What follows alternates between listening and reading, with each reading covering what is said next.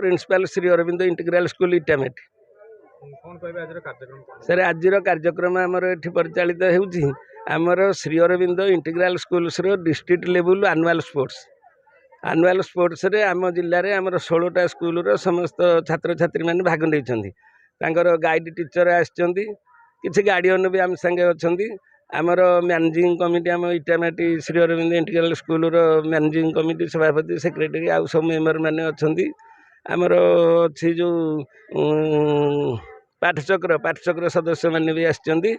आज एठारे आमर आनुआल स्पोर्ट्स अनुष्ठित होमर ए वर्ष दिनिकिया करूँ। यही दिनिकिया खेल में आम पिलाମାନଙ୍କୁ 3 भाग में विभक्त करूँ। तृतीय चतुर्थ पंचम ये होती सब जूनियर, षष्ठ सप्तम होती जूनियर, अष्टम नवम दशम पिला होती सीनियर।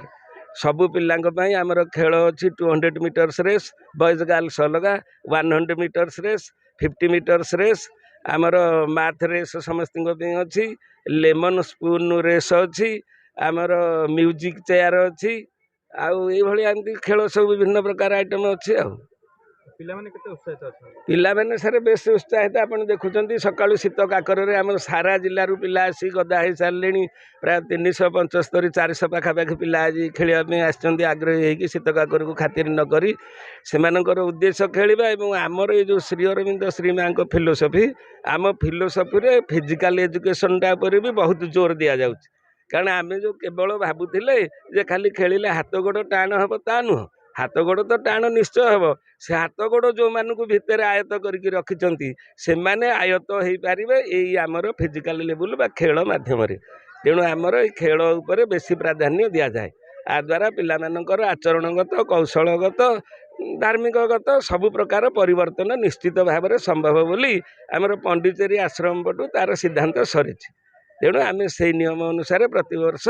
खेल को बेसी प्राधान्य दौ। Mona Shri Prahlad Sahu president Nayagarh district chemistry druggist association एवं श्री अरविंद पूर्णांग शिक्षा केन्द्र मुझी सभापति। आज आमर निष्ठा जोन खोर्धा नयागढ़ भुवनेश्वर 3टा पुरी 3टा 4टा जिलूर आमर नया इटामाटी स्कूल आनुकूल्य आम जिला स्तरीय वार्षिक क्रीड़ा उत्सव ये पालन कर